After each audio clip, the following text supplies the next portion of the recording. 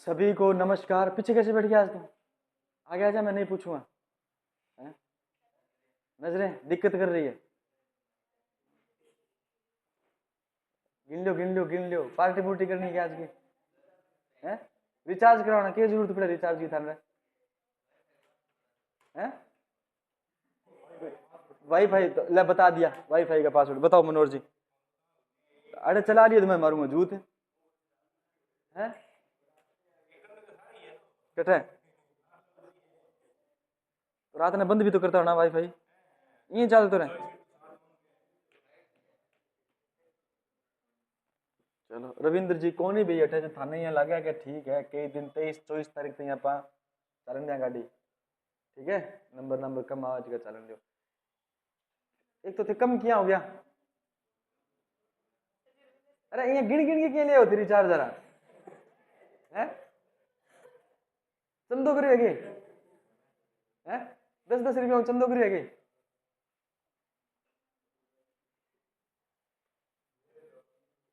कहां तक पढ़ लिया था कल? ये चैप्टर हो जाए कंप्लीट फिर मैं सुनूंगा पूरे चैप्टर को।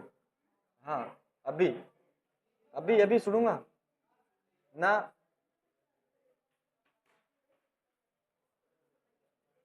हम पढ़ रहे थे शून्य कोटि की अभिक्रिया। क्या पढ़ रहे थे? शून्य कोटि की अभिक्रिया पढ़ रहे थे। शून्य कोटि की अभिक्रिया में पढ़ लिया था हमने क्या क्या चीज पढ़ ली थी? दर नियम पढ़ लिया था, इसका पढ़ लिया था ना, दर नियम पढ़ लिया था। और क्या पढ़ा था? दर नियम पढ़ लिया था। फिर हमने समाकलित वेग समीकरण पढ़ ली थी और अवकलित वेग समीकरण भी हमने पढ़ ली थी। ये इसको कहते हैं अवकलित वेग समीकरण, ये कहते हैं समाकलित वेग समीकरण। आपको क्या चीज याद रखनी है?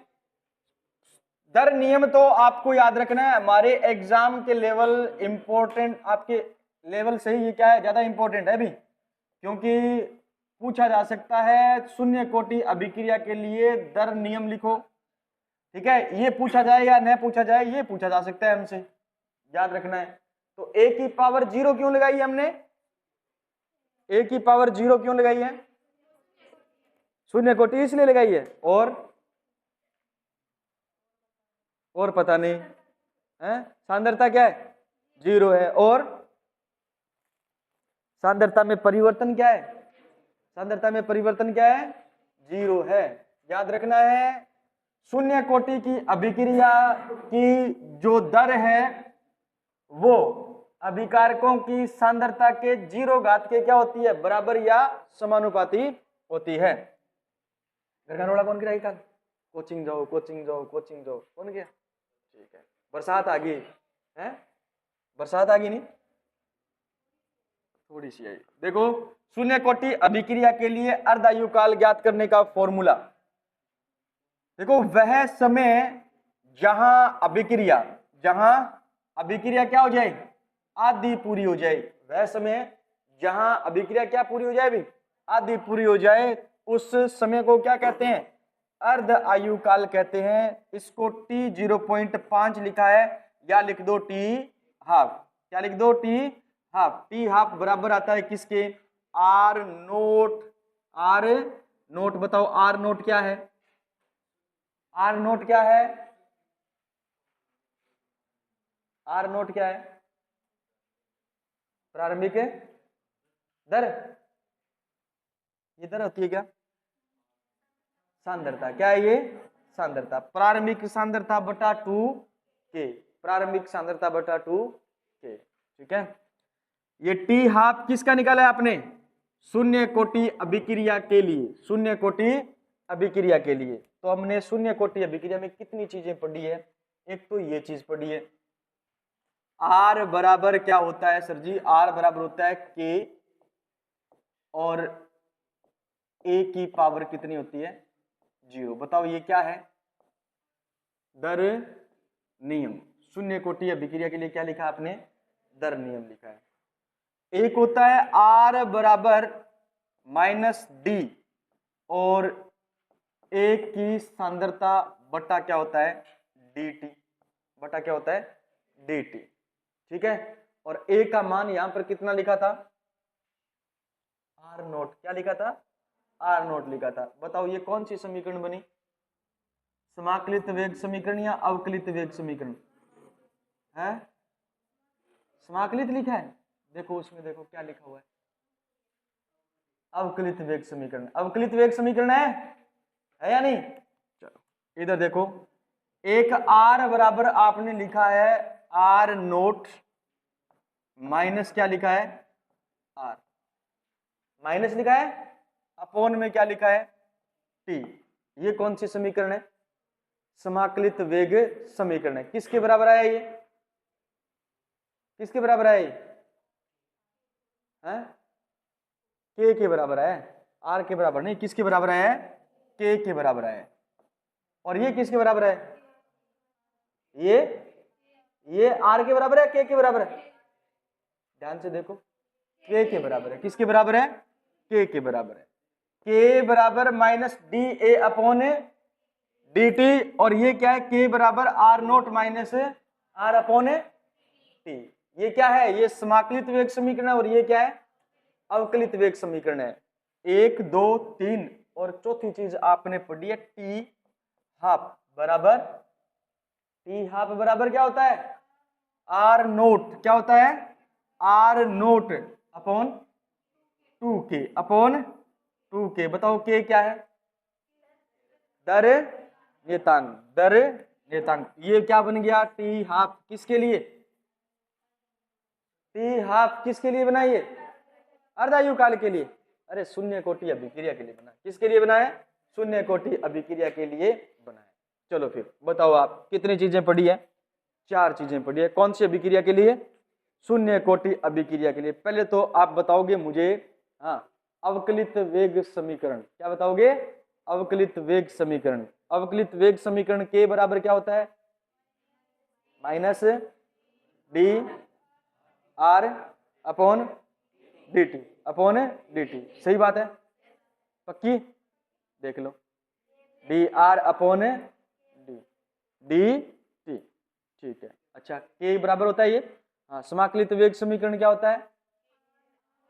नहीं, मैं जिससे पूछ रहा हूँ वही। समाकलित वेग समीकरण क्या होता है? के बराबर आर नोट की सांद्रता माइनस आर सांद्रता अपॉन टी। किसके बराबर होता है ये? के बराबर होता है। ये क्या है? समाकलित वेग समीकरण या दर समीकरण। ठीक है, टी हाफ क्या होता है? टी हाफ क्या होता है?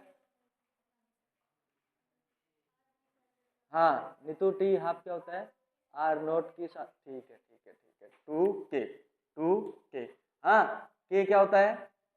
2k होता है। के क्या होता है? 2k किंतु तू के ना के दे। ठीक है, हाँ, के क्या है यहाँ पे? के कर लिया मैं थारो थाने गोदी में उठाऊं, सिर पर चकूं, कटा है? बताओ तो सही थे। हाँ, के क्या होता है? कोटि। के कोटि। हाँ, तू कह दे कोट। तो के क्या होता है? अभी इसने बोला, उधर से आवाज आई थी कि जो आर है बराबर, बोलेगा नहीं कोई, आर बराबर आर नोट अपॉन क्या होता है? 2k। ये सही है क्या? बोलेगा नहीं कोई, ये सही है क्या? क्लास में ध्यान ही नहीं है रामखोरो आपका। आपका रिचार्ज पे ध्यान है, पता नहीं आज बात होगी या नहीं होगी है? अगर आज रिचार्ज किया या नहीं किया ना, तो बात होगी या नहीं होगी?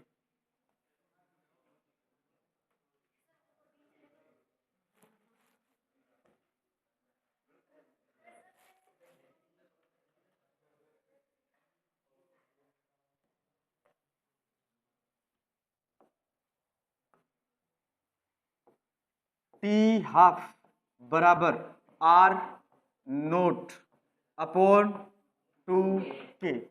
मैंने आपसे पूछा ये के क्या है? क्या होता है के? दर नियतांक। क्या होता है? दर नियतांक। चलो, ये होगी अपनी कौन सी अभिक्रिया?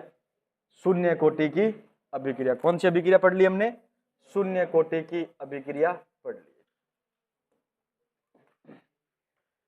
शून्य कोटि की अभिक्रिया, ये है प्रारंभिक सांद्रता। क्या है ये? प्रारंभिक सांद्रता। और ये क्या है? समय, अर्ध आयु काल। अगर प्रारंभिक सांद्रता और अर्ध आयु काल के बीच में ग्राफ खींचा जाएगा तो कैसा ग्राफ प्राप्त होगा? कैसा ग्राफ प्राप्त होगा? सीधी रेखा में प्राप्त होगा। याद रखना है, एग्जाम की दृष्टि से इंपॉर्टेंट प्रश्न बन सकता है। शून्य कोटि अभिक्रिया में सांद्रता और अर्ध आयु काल के बीच का ग्राफ कैसी रेखा प्राप्त होती है?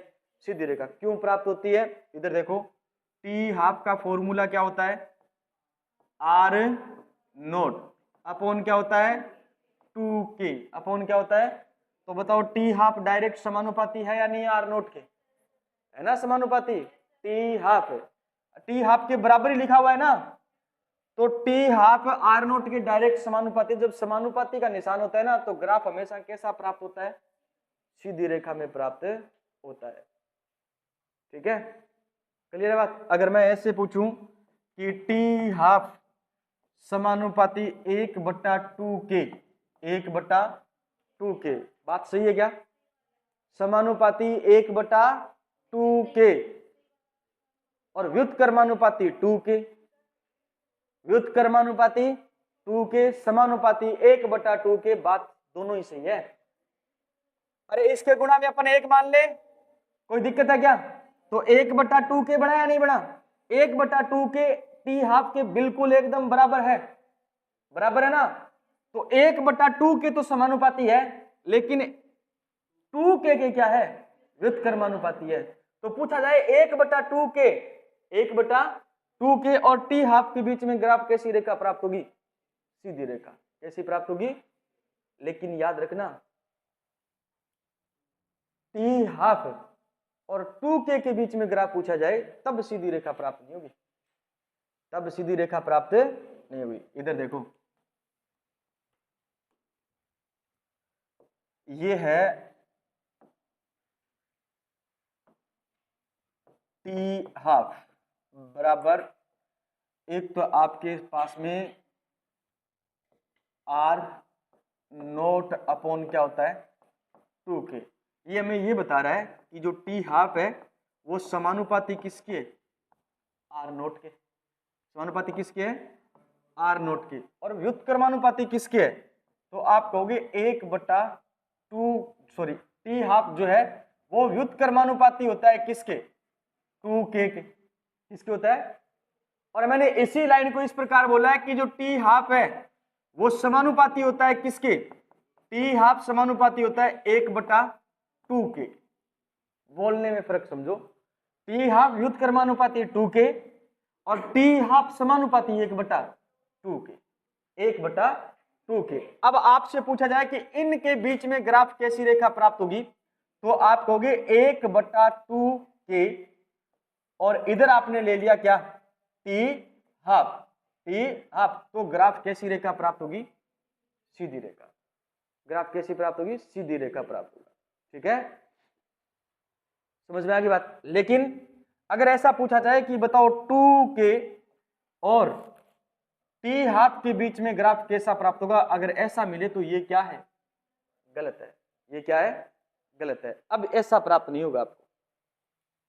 ठीक है, व्युत्क्रमानुपाती का मतलब होता है उल्टा। तो ग्राफ कैसा प्राप्त होगा? सीधा प्राप्त नहीं होगा, ग्राफ ऐसा प्राप्त होगा। कैसा?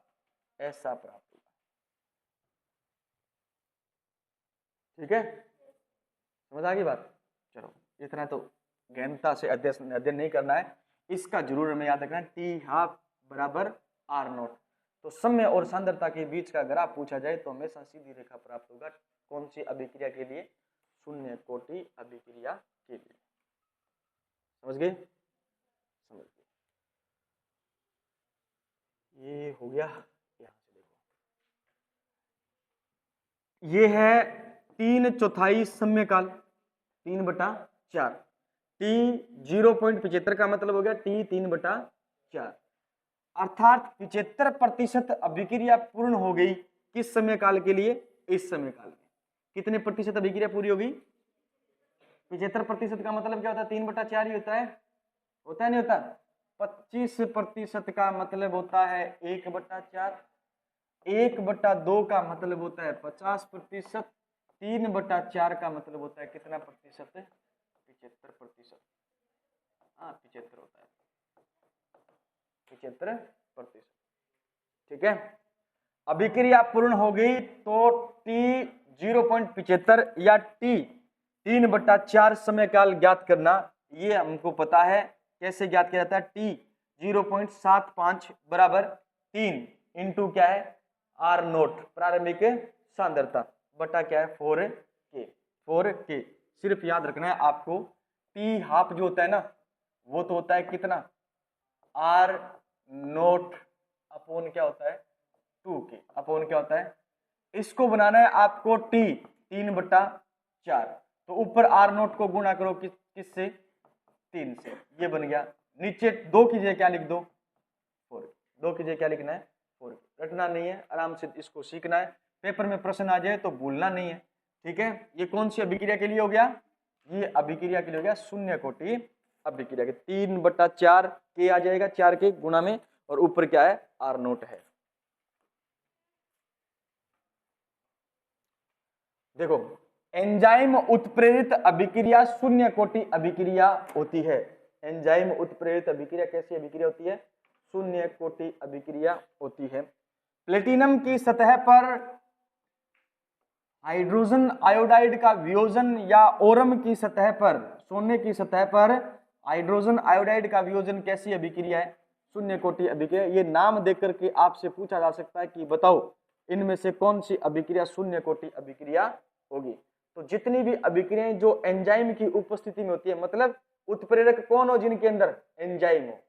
उत्प्रेरक कौन हो? एंजाइम हो। वो अभिक्रियाएं हमेशा और हमेशा कैसी होगी? जैसे माल्टोज का जब भी वियोजन होता है तो किसके अंदर होता है? Glucose plus glucose. किसके अंदर टूटता है? माल्टोज टूटता है ग्लूकोज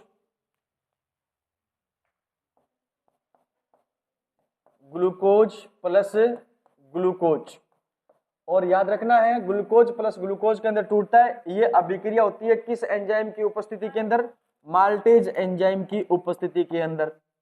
अब माल्टोज एक प्रकार की क्या है? डाइसेकेराइड है। कैसी शर्करा है? डाइसेकेराइड। डाइसेकेराइड का मतलब इसका फॉर्मूला था C12H22O11, C12H22 और O11, ये होता है माल्टोज। माल्टोज टूटता है तो ये टूटता है C6H12O6 प्लस, याद रखना है C6H12O6 के अंदर टूटता है। ठीक है ना, तो माल्टोज से क्या बना? ग्लूकोज प्लस ग्लूकोज बना। किसकी उपस्थिति में बना? माल्टेज एंजाइम की उपस्थिति बना। माल्टेज क्या है? यहाँ पर एक उत्प्रेरक की तरह क्या कर रहा है? व्यवहार कर रहा है। तो याद रखना ये क्या है?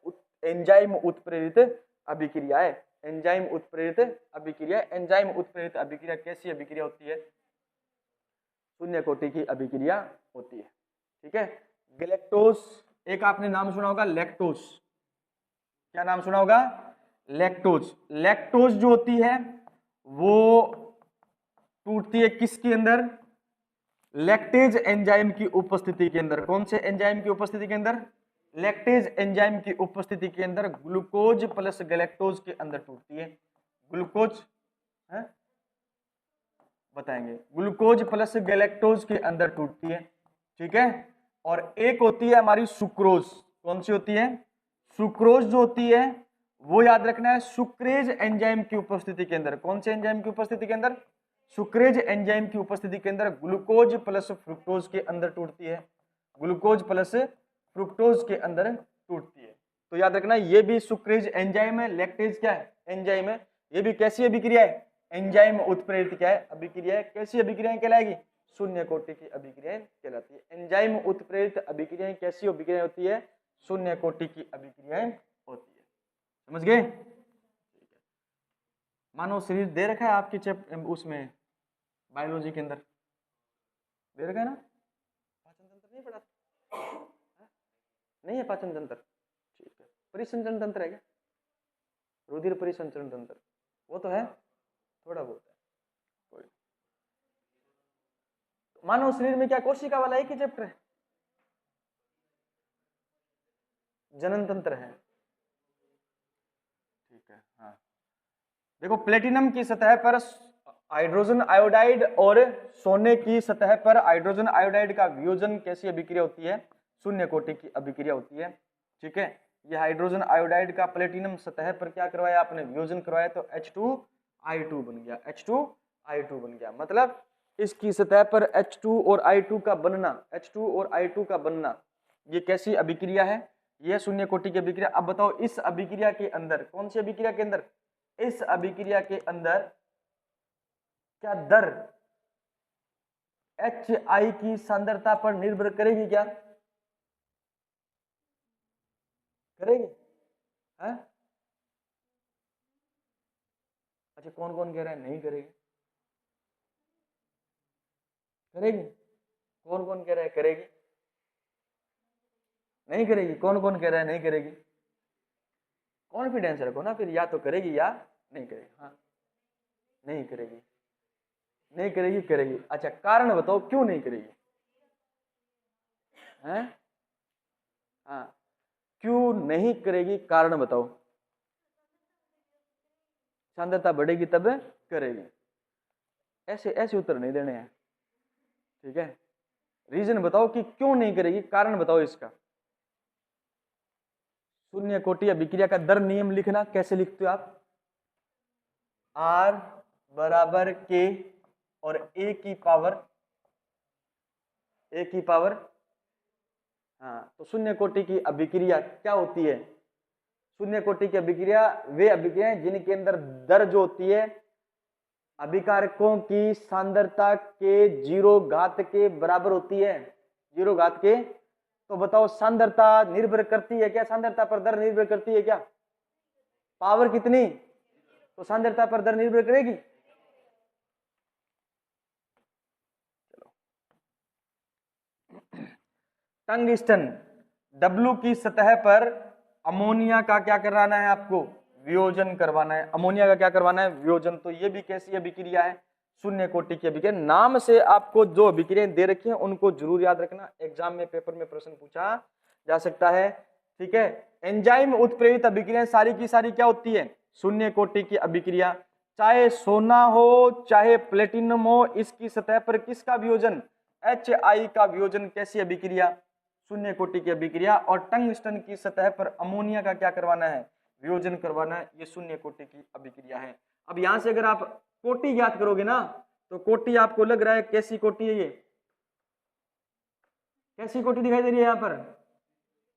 अणु संकेता 2, तो कोटि 2 दिखाई दे रही है ना, लेकिन कोटि प्रायोगिक मान होता है।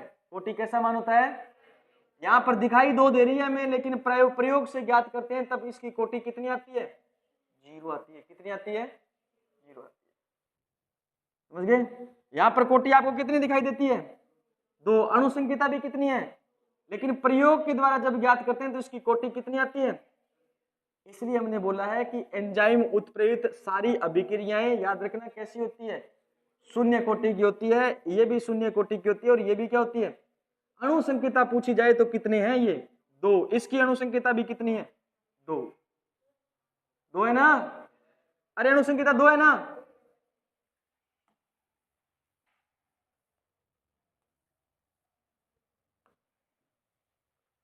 प्रथम कोटि की अभिक्रियाएं।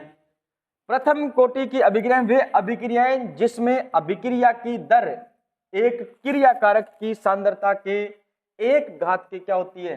समानुपाती होती है। 1 घात पर क्या करती है? निर्भर करती है। प्रथम कोटि की क्या कहलाती है? अभिक्रिया कहलाती है। जैसे हमने लिखा R बराबर K, A की पावर कितनी लिख दी हमने? 2। कितनी लिख दी? 2। बताओ कौन सी अभिक्रिया ये? द्वितीय कोटि की अभिक्रिया। लेकिन हमने यहाँ पर कितना लिखा? 1 लिख दिया। तो बताओ कैसी है ये? प्रथम कोटि की अभिक्रिया। इसकी जगह हमने 0 लिख दिया तो क्या है? शून्य कोटि की अभिक्रिया है। क्या ये? शून्य कोटि की अभिक्रिया है। चलो, ए क्या बनाता है? प्रोडक्ट। इसकी प्रारंभिक सांद्रता कितनी थी? R0। तब याद रखना है प्रोडक्ट क्या बना था? 0। कितना बना था? 0। टी टाइम पर इससे कुछ कम हुआ और क्या बना? R बना। तो R0 से क्या कम हुआ? R कम हुआ। तब क्या बना आपके पास में? R बना। तब क्या बना? R। मतलब इसकी प्रारंभिक सांद्रता ये है और अंतिम सांद्रता क्या है, ये। अंतिम सांद्रता क्या है, ये है। तो दर नियम लगाते हैं अपन। दर नियम लिखने पर ये इसका याद रखना डी ए अपॉन क्या है, डी टी, और आर बराबर इसका क्या लिखते हैं अपन, दर नियम लिखते हैं, आर बराबर क्या बना, के ए बना। पहले बताओ ये समझ आया क्या? सांद्रता में क्या है, परिवर्तन। कहां से सीखा ये हमने, चैप्टर के स्टार्टिंग में लिखा था दर व्यंजक लिखना। क्या लिखना, दर व्यंजक लिखना। ए प्लस में क्या बनाता है, ए प्लस बी कुछ क्या बनता है, प्रोडक्ट बनता है। प्रोडक्ट क्या बनता है, सी प्लस में क्या बनता है। और मैंने कहा था इसका दर व्यंजक लिखो आप, तो इसका दर व्यंजक लिखा था माइनस डी ए की सांद्रता में परिवर्तन किसके साथ में, समय के साथ, समय परिवर्तन के साथ में लिखा। इसकी सांद्रता में परिवर्तन लिखोगे तो माइनस का क्या, डी डी बी की सांद्रता में परिवर्तन बताओ क्या, डी टी। अब बताओ माइनस क्यों आ रहा है, अभिकारक क्रियाकारक की सांद्रता क्या होती है, समय के साथ कम होती है, कम होती है, इसलिए अपन क्या लगाते हैं, ये माइनस लगाते हैं। इधर देखो ये समय के साथ में बढ़ते हैं, बनते तो इनके साथ में माइनस नहीं आएगा। डी सी की सांद्रता अपॉन डी टी बराबर डी डी की सांद्रता अपॉन क्या होता है, डी टी। तो एक नाम से हमें यह दिया गया है कि इसके लिए आपको क्या लिखना है, इसके लिए दर व्यंजक लिखना है आपको। तो कैसे लिखोगे आप, माइनस डी ए की सांद्रता अपॉन क्या है, डी टी, यही तो लिखा हुआ है।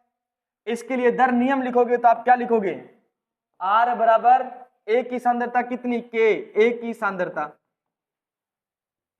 ए की सांद्रता, ये दर व्यंजक है और ये दर नियम है, ये दर नियम है। क्लियर है बात है, ठीक है।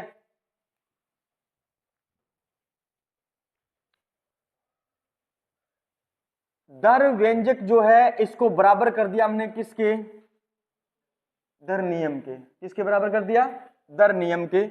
और ए की सांद्रता कितनी दे रखी है हमें, आर दे रखी है। कितनी दे रखी है, आर। तो ए की सांद्रता का मान लिखा हमने क्या, आर अपॉन क्या, टी, डी टी लिखा है। तो इससे अपन याद करना है, आपको क्या याद करना है, के क्या होता है बताओ, दर नियतांक। दर नियतांक ज्ञात करेंगे तो आपके पास आएगा 2.303 अपॉन क्या है, टाइम, और लोग बेस 10 आर नोट अपॉन क्या है। इसको सरल करने के लिए आपको कम से कम 1.5 पेज भरना होगा। इसको हमने सीधा समीकरण के रूप में बांध दिया। क्या समीकरण है ये, समाकलित वेग समीकरण या समाकलित वेग दर समीकरण कह सकते हो। ये तो है समाकलित क्या है, वेग समीकरण। और इस लोग को आपने नेचुरल लोग में क्या कर दिया, कन्वर्ट कर दिया। तो ये याद रखना है, ये तो है किसके संदर्भ में, लोग के संदर्भ में। किसके संदर्भ में है, लोग के संदर्भ में। और याद रखना ये बिना लोग के संदर्भ में, ठीक है। ये लोग बेस 10 के संदर्भ में है और ये बिना लोग बेस 10 के क्या है, संदर्भ में। तो के बराबर 1/t लोग, नेचुरल लोग, आर नोट अपॉन आर। समीकरण ये भी समाकलित समीकरण है और समीकरण ये भी क्या है, समाकलित समीकरण। लेकिन ये किसके पदों में है, लोग के पदों में। किसके पदों में ये। और ये वाली जो चीज लिखी है आपने, ये क्या है, ये अवकलित वेग समीकरण है। क्या ये, अवकलित वेग समीकरण है, ठीक है। बताओ फिर शून्य कोटि अभिक्रिया के लिए अवकलित वेग समीकरण क्या थी, के बराबर माइनस डी ए की पावर 0 अपॉन डी टी। सही था ये, देखो है, देखो हाँ आपने सही लिखा है। कुलदीप गलत बोल रहा है। क्या क्या होता है कुलदीप, शून्य कोटि अभिक्रिया के लिए minus D are naught upon D T. अभी भी सही है क्या, आर नोट है क्या, डी आर नोट है क्या, अभी आर है, क्या है, आर है, ठीक है ना। ये है माइनस डी आर की सांद्रता अपॉन में क्या है, डी टी, अपॉन में क्या है, डी टी। किसके लिए ये, के बराबर आया, ये किसके बराबर आया, के बराबर कौन सी अभिक्रिया के लिए, शून्य कोटि अभिक्रिया के लिए, ठीक है ना। तो ये कौन सी समीकरण है, ये अवकलित वेग समीकरण है शून्य कोटि अभिक्रिया के लिए। जबकि प्रथम कोटि अभिक्रिया के लिए माइनस डी पावर क्या, सॉरी आपकी सांद्रता में क्या, R अपॉन dt बराबर किसकी है, K और क्या है, R की। क्लियर है, ये किस अभिक्रिया के लिए है, प्रथम कोटि अभिक्रिया के लिए, और ये किसके लिए है, शून्य कोटि अभिक्रिया के लिए। अब याद रखना इसका समाकलित वेग समीकरण थोड़ा सा क्या है, जटिल है, याद रख लो तो अच्छी बात है, वरना पेपर में पूछा जाए तो ये मत कहना कि सर करवाया नहीं आपने, मैंने करवा दिया। ठीक है, के बराबर लॉग के पदों में 2 minus 3 0 3 upon T log base 10 R naught upon R. के बराबर 2 पॉइंट, किसका 2 पॉइंट है, माइनस का नहीं, 2.303 upon T log base 10 R naught upon R. ये है लॉग के पदों में, किसके पदों में है, लॉग के पदों में समाकलित वेग समीकरण। नेचुरल लॉग में पूछा जाए सीधा तो आपको बताना है के बराबर 1/t नेचुरल लॉग, फिर याद रखना है आर नोट अपॉन क्या है, आर नोट अपॉन, रख लोगे ना। अब पूछा जाए कि बताओ प्रथम कोटि अभिक्रिया के लिए समाकलित वेग समीकरण कौन सा सही है, दोनों ऑप्शन में हो तो उत्तर एक आपको ये मिलेगा, दोनों ए और बी दोनों, तो दोनों ही क्या है, सही है। ये किसके पदों में, लॉग के पदों में, ये सीधा। ठीक है, प्रथम कोटि अभिक्रिया के लिए अर्ध आयुकाल, प्रथम कोटि अभिक्रिया के लिए क्या है, अर्ध आयुकाल। अर्ध आयुकाल याद रखना है T 0.5, 0.5 का मतलब क्या हो गया, 1/, ये कितना है 0.693 अपॉन के। तो आप बताओ फिर शून्य कोटि अभिक्रिया के लिए लिखा था आपने, क्या लिखा था, T हाफ बराबर R नोट अपॉन क्या लिखा था, 2K, क्या लिखा था 2K।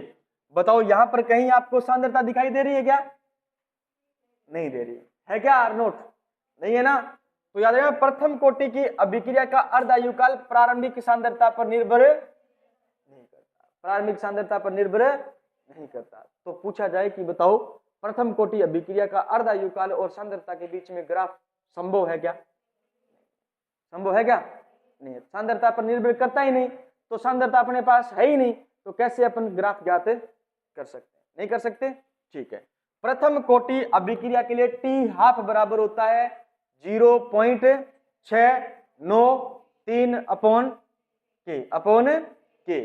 ठीक है, प्रथम कोटि अभिक्रिया सांद्रता पर निर्भर, अरे राम करो, अर्ध आयुकाल सांद्रता पर निर्भर नहीं करता, सांद्रता पर तो निर्भर करती है, प्रथम घात के क्या होती है, समानुपाती होती है अभिक्रिया की दर। ठीक है, यहाँ पर समय जो है वो याद रखना है, किस पर निर्भर नहीं करता, सांद्रता पर निर्भर नहीं करता, तो किस पर निर्भर करता है, दर नियतांक पर क्या करता है, निर्भर करता है, दर नियतांक पर क्या करता है, निर्भर करता है। ग्राफ कैसा प्राप्त होगा, उल्टा या सीधा, टी हाफ समानुपाती आर नोट की पावर कितनी है, 0, आर नोट की पावर कितनी है, मतलब 0 पावर कितनी होती है, 0 ही होती है, 0 पावर कितनी होती है, 0 ही होती है। अरे मैंने कहा 1 की पावर 0, क्या 1 है क्या अपने पास में, नहीं है, 0 ही है ना, हाँ, तो याद रखना है सांद्रता पर निर्भर नहीं करता। प्रथम कोटि अभिक्रिया का 3/4 क्या करना है आपको, आयुकाल ज्ञात करना है, ये 1.386, क्या ये 1.386, टी हाफ का क्या है, ये 2 गुना है, टी हाफ का क्या है, ये 2 गुना है, 2 गुना है क्या, नहीं है, 0.693, इसको 2 से गुणा करके देखो कितना आता है, उतना आता है क्या, 2 तिया 9 दूनी 3, सॉरी 6 दुआ 12 और 1 13 और 1 80 लागी, 2 एकम 2 और 1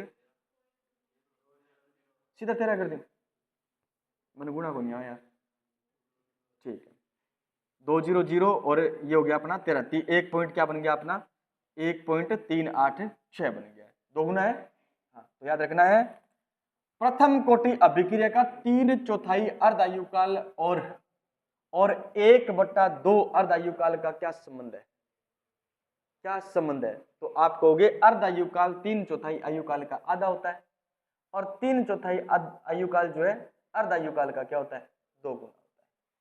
बात दोनों ही सही है, नहीं समझा? नहीं।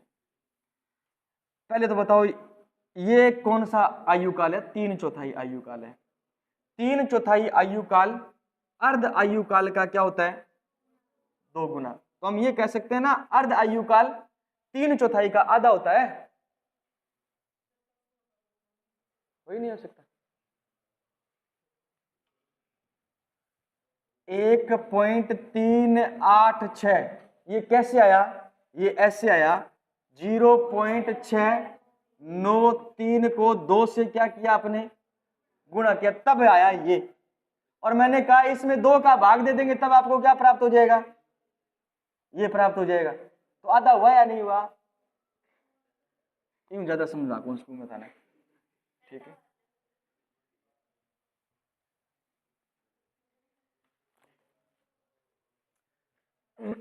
ये याद रखना, रेडियो एक्टिव विघटन अभिक्रियाएं कैसी अभिक्रियाएं होती है, प्रथम कोटि की अभिक्रिया होती है। कैसी अभिक्रिया होती है, प्रथम कोटि की अभिक्रिया होती है। N2O5 का तापीय वियोजन कैसी अभिक्रिया है, प्रथम कोटि की अभिक्रिया होती है। N2O का तापीय वियोजन कैसी अभिक्रिया है, प्रथम कोटि अभिक्रिया। H2O2 का तापीय वियोजन क्या है, प्रथम कोटि की अभिक्रिया। एग्जाम्पल याद रखना है, मोस्ट इंपोर्टेंट एग्जाम्पल है, पेपर में आता है।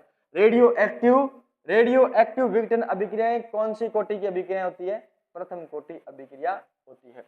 N2O5 का तापीय वियोजन, N2O का तापीय वियोजन, H2O2 का तापीय वियोजन, ये सब क्या है, प्रथम कोटि की अभिक्रिया है, ठीक है। शर्करा का प्रतिपन, प्रतिपन का मतलब क्या होता है, प्रतिपन आप पढ़ के आए हो ऑर्गेनिक केमिस्ट्री के अंदर। प्रतिपन ऑर्गेनिक केमिस्ट्री के अंदर पढ़ा है ना आपने, समावयवता, समावयवता पढ़ा है? उसके अंदर प्रतिपन नहीं पढ़ा, नहीं पढ़ा तो उस प्रकार की समावयवता आपको पढ़ाई नहीं होगी, इस प्रकार की समावयवता आपको पढ़ाई नहीं होगी, कोई दिक्कत नहीं है। शर्करा का, शर्करा मतलब बोले तो ऐसी कार्बोहाइड्रेट जो मीठी होती है, क्या कहलाती है, शर्करा कहलाती है। क्या कहलाती है, शर्करा कहलाती है। तो शर्करा का प्रतिपन, एस्टर का अम्लीय जल अपघटन। प्रतिपन का मतलब होता है उल्टा हो जाना, क्या हो जाना, उल्टा हो जाना। शर्करा के अंदर जो भी फॉर्मूलेज होते हैं आपके, उसको आप देखते हो फॉर्मूला को, तो हाइड्रोजन OH कार्बन इन सब की जुड़ने की जो पोजीशन होती है वो क्या हो जाती है, चेंज हो जाती है, प्रतिपन कहलाता है, ठीक है। एस्टर का अम्लीय जल अपघटन, हाइड्रोजनीकरण। हाइड्रोजनीकरण का मतलब क्या होता है, हाइड्रोजन का जुड़ना, हाँ। अमोनियम नाइट्रेट का तापीय वियोजन, डाईएजो आइसोप्रोपेन का तापीय वियोजन, ये सभी क्या है, प्रथम कोटि की क्या है, अभिक्रिया है। एग्जाम्पल के रूप में आपको 100% याद रखना है, रेडियो एक्टिव पदार्थों का वियोजन या विघटन क्या क्या कहलाती है, प्रथम कोटि की अभिक्रिया कहलाती है, ठीक है। ये तो कल पढ़ लिया था हमने, पढ़ लिया था, तुलना करके याद रखना है आपको। इकाई निकालना सीख लोगे, ये क्या आर्यनीय समीकरण है, इसको भी हमने कल पढ़ लिया था, पढ़ लिया था ना कल, ठीक है। चलो भाई, ये पढ़ लिया था हमने, ये किसके पदों में है, लोग के पदों में आर्यनीय समीकरण। ई क्या होती है, ई सक्रियण ऊर्जा है, क्या है ये, सक्रियण ऊर्जा है, ठीक है। अच्छा, ये अभिक्रिया किस बात की जानकारी देती है कि दर नियतांक पर किसका प्रभाव, तापमान के प्रभाव को इस अभिक्रिया द्वारा समझाया जा सकता है। अब लास्ट में एक चीज दे रखी है आपके, सक्रियण ऊर्जा, क्या दे रखी है, सक्रियण ऊर्जा। और एक चीज दे रखा है, सक्रियण ऊर्जा का कॉन्सेप्ट है, और एक है अभिक्रिया वेग टक्कर सिद्धांत, अभिक्रिया वेग टक्कर सिद्धांत। चलो सक्रियण ऊर्जा को देखते हैं। देखो इधर देखो, प्रारंभ में हमारे पास में क्रियाकारक थे उच्च, क्या थे, उच्च क्रियाकारक थे, ठीक है। तो यहां से लेकर के यहां तक ये जो चीज है इसको कहते हैं क्रियाकारक की ऊर्जा। यानी क्रियाकारक को किस में बदलना, उत्पाद में बदलने के लिए ऊर्जा बाहर से दी जाती है, इसको कहा जाता है ई नोट। क्या कहा जाता है, ई नोट, क्लियर है, ई नोट। फिर देखो यहां पर ये है ई नोट से ई टी तक टोटल एनर्जी है, ये क्या है, ये टोटल एनर्जी, मतलब क्रिया कारकों को बाहर से एनर्जी दी जाएगी तो क्रिया कारक धीरे धीरे क्या होंगे, कम होते जाएंगे, उनकी स्थितिज ऊर्जा में क्या होगा, परिवर्तन होगा, उनकी स्थितिज ऊर्जा में क्या होगा, परिवर्तन होगा। ठीक है, तो ये जो क्रिया कारक है, ये क्रिया कारक याद रखना है, बदलते हैं किसके अंदर, उत्पाद के अंदर। तो उत्पाद में बदलने के लिए इनको एक उच्चतम अवस्था से गुजरना होता है, उच्चतम अवस्था से गुजरना होता है। उस उच्चतम अवस्था को कहा जाता है संक्रमण अवस्था। संक्रमण अवस्था मतलब क्रिया कारक किस में बदले, उत्पाद में बदले तो अपनी उच्चतम अवस्था को पार कर जाते हैं। उस उच्चतम अवस्था को क्या कहा जाता है, संक्रमण अवस्था कहा जाता है। ठीक है, यहां से लेकर के इस संक्रमण अवस्था के टोटल ये जो आपकी ऊर्जा है, इस ऊर्जा को कहा जाता है क्या, दहली ऊर्जा। क्या कहा जाता है, दहली ऊर्जा।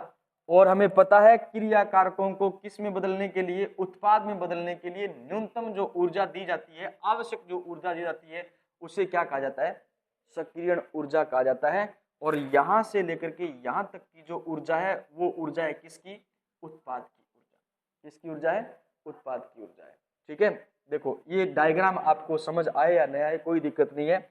ये बता रहा है अभिक्रिया के पथ को, किसको बता रहा है, विक्रिया कारक किस में बदल रहे हैं, उत्पाद में बदल रहे हैं। तो ये प्रोसेसिंग होती है सारी, क्या होती है, ये प्रोसेसिंग।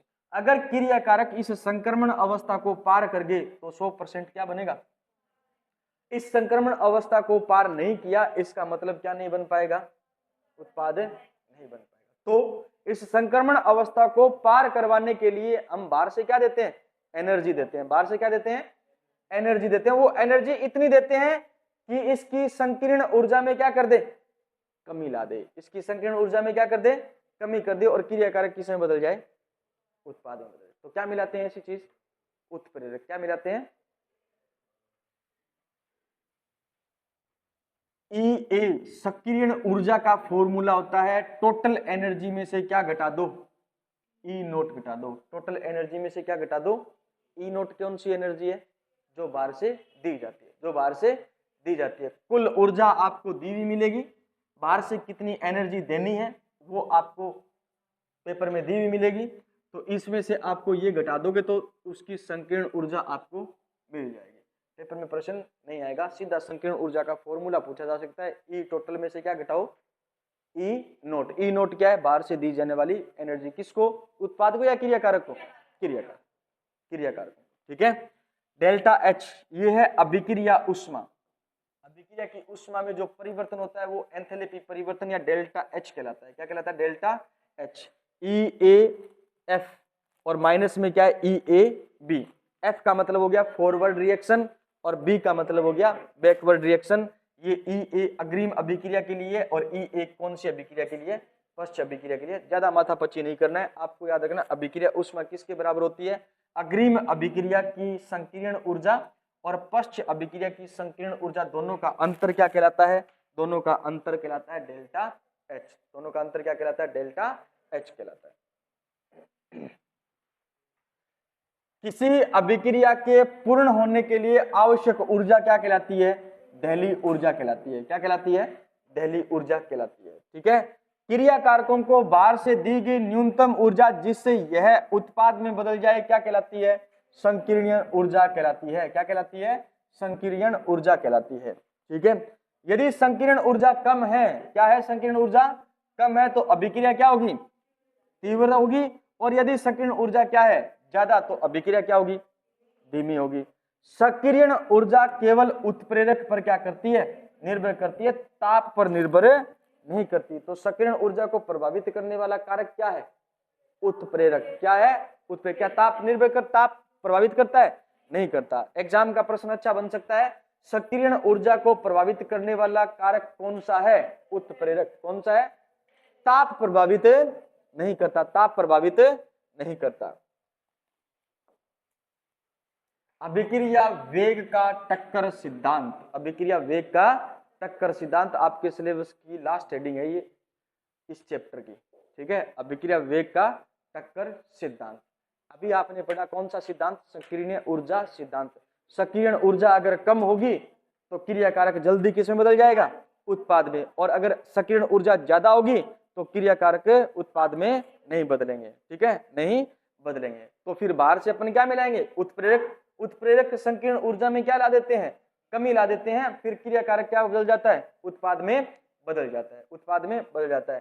केवल उत्प्रेरक की संकीर्ण ऊर्जा को क्या करता है, प्रभावित करता है, केवल उत्प्रेरक की संकीर्ण ऊर्जा को प्रभावित करता है, तापमान प्रभावित नहीं करता। ये नहीं होगा कि ताप बढ़ा करके आप अभिक्रिया को जल्दी करवा दो, ताप बढ़ा करके आप अभिक्रिया को जल्दी करवा दो, ये नहीं हो सकता। क्लियर है। चलो, रासायनिक अभिक्रिया क्रियाकारी अणुओं की टक्कर से होती है, ये हम कल पढ़ के आए हैं, परसों पढ़ा था, आपने पढ़ा था ना। अभिक्रिया क्रियाकारी अणुओं के टक्कर से होती है। सभी टक्करें उत्पाद नहीं बनाती, केवल वही टक्करें उत्पाद बनाएगी जो उच्च ऊर्जा के अणुओं में होती है, उच्च ऊर्जा के अणुओं में होती है। ठीक है। इन उच्च ऊर्जा वाले अणुओं को सक्रिय अणु तथा इनमें टक्कर को क्या कहा जाता है, प्रभावी टक्कर। तो सीधी सी बात है, वही टक्करें उत्पाद बनवाएगी जो क्या होगी, प्रभावी होगी। क्या होगी, प्रभावी होगी। यानी टक्कर अगर प्रभावी होगी तो ही क्या बनेगा, उत्पाद बनेगा। मतलब टक्कर प्रभावी होगी तो ही सिर फूटेगो, निश्चित सिर को नहीं फूटे। टक्कर प्रभावी होगी यदि सिर फूटेगो, हाँ बीत के मार के देखो, ठीक है, कौन फूटे, लेकिन जोर को मारोगा फूट जाएगा, फूट जाएगा कौन फूटे। हाँ, तो टक्कर अगर जोर की होगी तो क्रिया कारक की में बदल जाएगा, उत्पाद में बदल जाएगा। ठीक है। ताप बढ़ाने पर सक्रिय अणुओं का अंश क्या हो जाता है, बढ़ जाता है। सक्रिय अणुओं का अंश क्या हो जाता है, बढ़ जाता है। जी हाँ, देखो थारकन एक क्रिस्टल है, इनमें थे ताप बढ़ायो, वो क्रिस्टल है टूटे को नहीं, और ज्यादा ताप बढ़ायो क्रिस्टल टूट गयो। पहला थारकन एक ही अंश हो, मतलब अब वो अंश धीरे धीरे करिए क्यों गयो, छोटे छोटे टुकड़ा में क्यों गयो, टूट गयो। अब इनके बीच में टक्कर क्या होगी, ज्यादा टक्कर होगी, ज्यादा टक्कर होगी तो क्रिया कारक किस में बदलेगा, उत्पाद में बदलेगा। किसमें बदलेगा, उत्पाद में। तो ताप बढ़ाने पर सक्रिय अणुओं का क्या बढ़ जाता है, अंश बढ़ जाता है, और जिससे अभिक्रिया की दर क्या हो जाती है, बढ़ जाती है। अभिक्रिया की दर क्या हो जाती है, बढ़ जाती है। ठीक है। अभिक्रिया की दर चार बातों पर निर्भर करती है। किस पर निर्भर करती है, चार बातों पर। पहला, सक्रिय अणुओं का अंश। अगर अभिक्रिया में अभिकारकों का सक्रिय अणुओं का अंश क्या है, ज्यादा है, तो अभिक्रिया की दर भी क्या होगी, ज्यादा होगी। अभिक्रिया की दर क्या होगी, ज्यादा होगी। क्लियर है। तो बताओ अभिक्रिया का तापमान जो है, तापमान बढ़ाते हो आप तो अभिक्रिया की दर को किस प्रकार प्रभावित करेगा, तो है दर, तापमान बढ़ाते हो, सॉरी, टक्कर अणुओं का जो सिद्धांत ये कहता है कि अगर आप अभिक्रिया में तापमान बढ़ाते हो तो उस अणु का सक्रिय अंश क्या हो जाता है, बढ़ जाता है। मतलब सक्रिय अणु का अंश क्या हो जाता है, बढ़ जाता है। अगर अणुओं का अंश बढ़ेगा तो याद रखना है अभिक्रिया की दर क्या हो जाती है, बढ़ जाती है।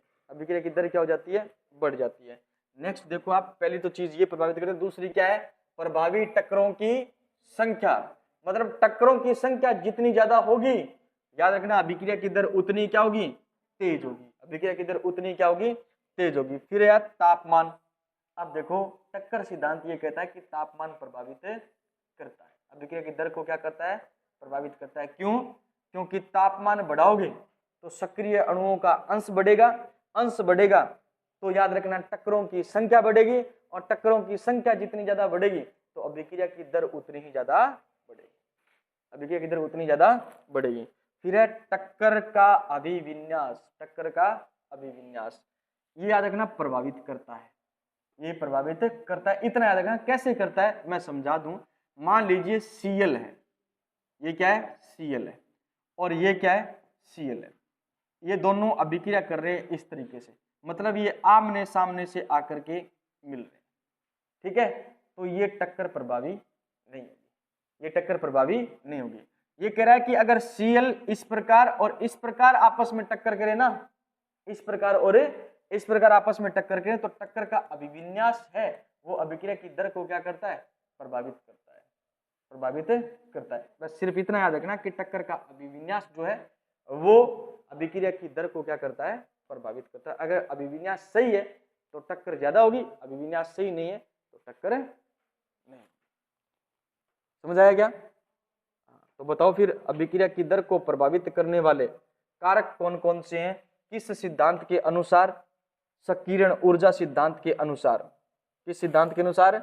संकीर्ण ऊर्जा सिद्धांत के अनुसार। कौन प्रभावित करता है? उत्प्रेरक। कौन प्रभावित करता है?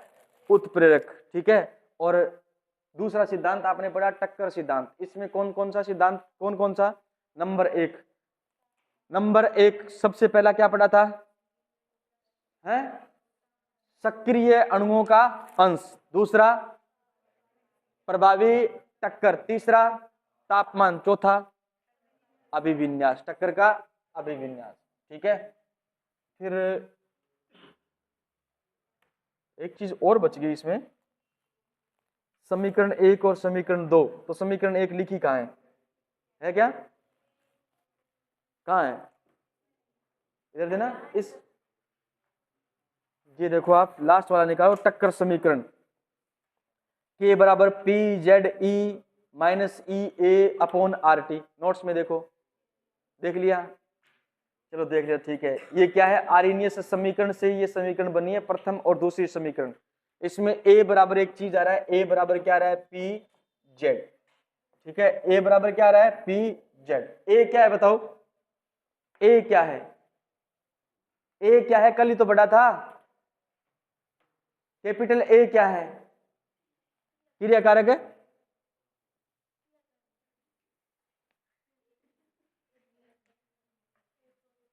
ए क्या है? ए नहीं है, ए फॉर एप्पल। आर्यनियस समीकरण निकालो। कल आर्यनियस समीकरण पढ़ाई थी आपको, आर्यनियस समीकरण पढ़ाई थी। इसके नीचे ए को बताया गया क्या है? टक्कर, मतलब टक्कर संख्या, टक्कर आवृत्ति बोलो या टक्कर संख्या बोलो, बात एक ही है ना।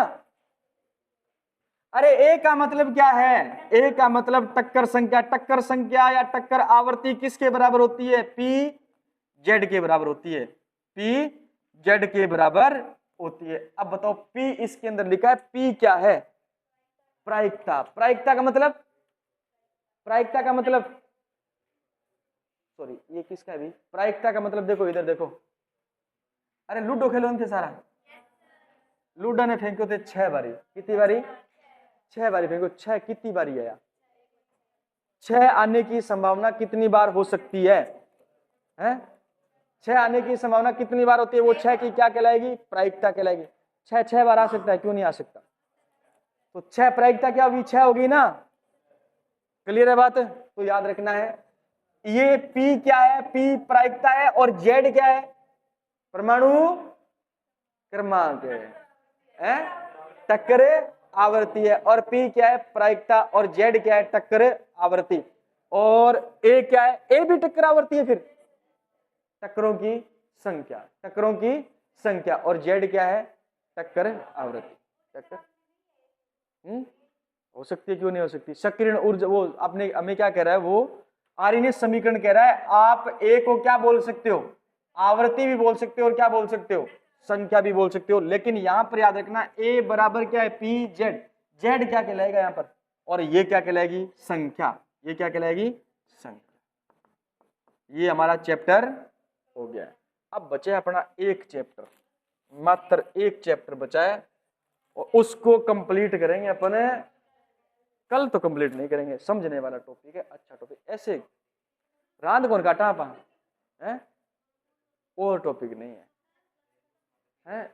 उष्मा गति की एक चैप्टर बचा है। क्यों खत्म क्यों? मैं चलाऊंगा, हैं? पढ़ाएंगे। अब जो आपको ऐसा लगे ना कि ये चैप्टर में पढ़ना है, बता देना। एक एफ ब्लॉक है, परमाणु संरचना शुरुआत वाला, मोल कॉन्सेप्ट, एफ ब्लॉक, 2 ही चैप्टर समझाने हैं। और होगा तो आप इतने में तो अपना वो बैच शुरू हो जाएगा। इतने में तो अपना बैच क्या हो जाएगा? वो शुरू हो जाएगा। उसमें ये मैटर नहीं मिलेगा, ऐसे शॉर्ट मिलेगा, इतना लेंथ नहीं।